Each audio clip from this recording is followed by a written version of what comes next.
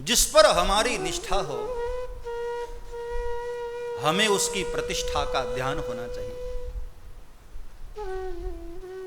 गुरु पर आपको निष्ठा है ना, तो गुरु की प्रतिष्ठा का आपको ध्यान होना चाहिए।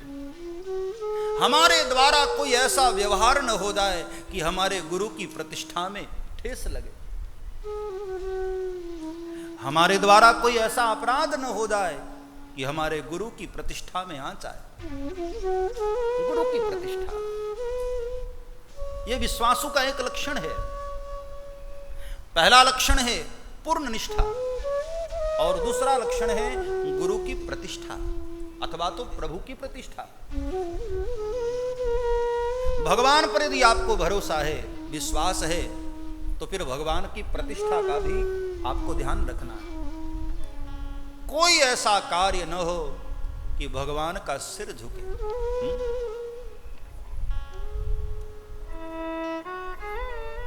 भगवान तुमसे नाराज हो, ऐसा कोई काम न हो। एक महात्मा ने अन्न क्षेत्र खोला कि सभी को अन्न मिलना चाहिए, सभी को भोजन मिलना चाहिए। और एक दिन कोई नास्तिक आ गया, बहुत नास्तिक था वो, भगवान के नाम से बहुत चिढ़ जाता था। तो महात्मा ने उसको भोजन नहीं दिया। उसने बार बार कहा कि बाबा मुझे बहुत भूख लगी है, मैं भगवान का नाम नहीं लेता हूं, लेकिन भूख तो लगी है मुझे। उसने कहा कि भाई नाम नहीं लेते हो तो मैं तुम्हें रोटी कैसे दे दूं। बार बार कहता रहा, महात्मा उसको न दिए और वो चला गया। शाम को जब मंदिर का पट खोला महात्मा ने, तो भगवान थोड़े नाराज थे कि बाबा आज हमारे आश्रम से एक आदमी भूखा चला गया। हमारे द्वारा कोई ऐसा कर्म न हो मेरे भाई बहन कि हमारी जिस पर निष्ठा है उसकी निष्ठा पर, उसकी प्रतिष्ठा पर कोई आंच आए। इस बात का हमें ध्यान रखना चाहिए। कम से कम गुरु की मर्यादा का तो ध्यान होना ही चाहिए। कई बार मैं देखता हूं कि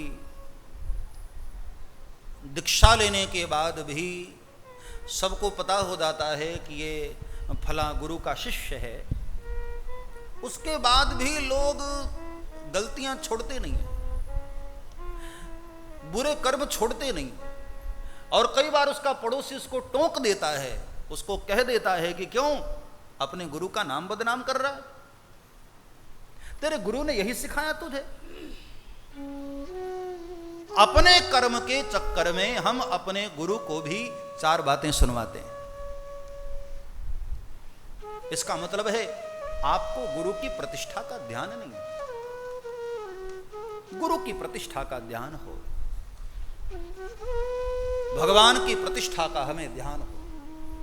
यह विश्वासु का एक लक्षण है। अपने आप में जरा कभी गौर करके देखना।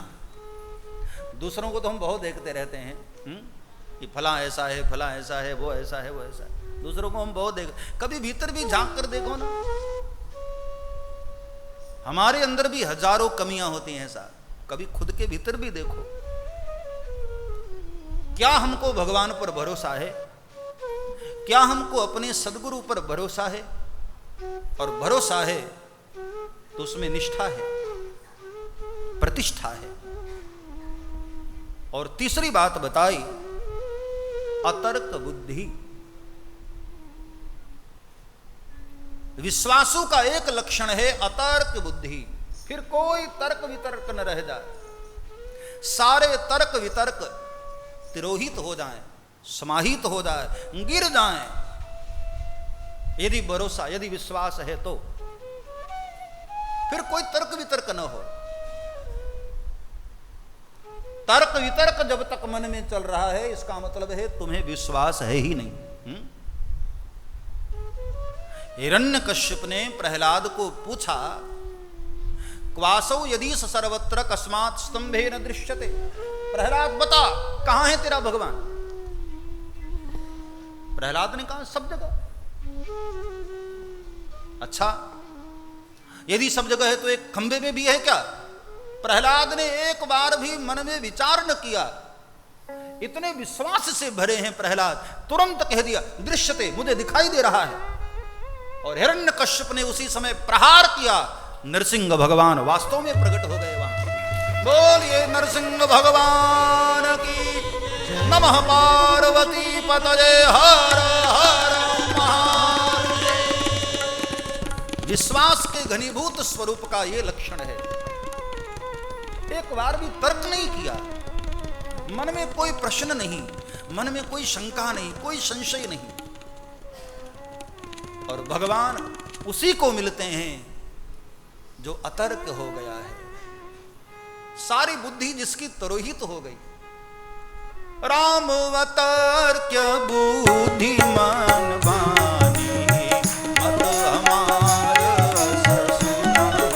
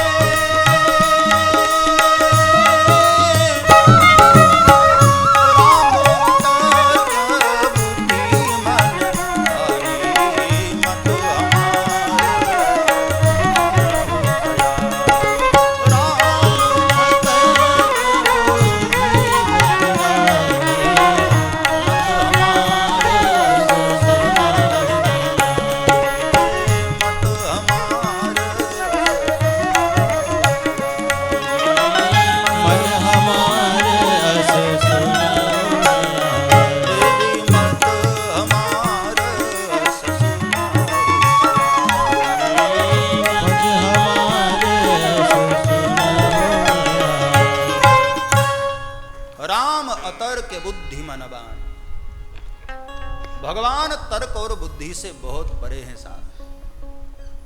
जब विश्वास ही है तो फिर तर्क वितर्क क्या? हाँ, फिर कोई तर्क वितर्क न रह जाए, फिर मन में कोई शंका न रह जाए। जब समर्पण हो ही गया, जब हमने विश्वास कर ही लिया, तो फिर अब क्या बुद्धि लगाना? हाँ, भगवान पर यदि विश्वास है तो फिर तर्क नहीं होना चाहिए। भगवान पर यदि हमको विश्वास है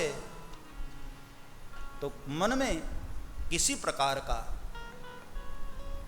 अनिष्ठा का कोई प्रश्न नहीं होना चाहिए।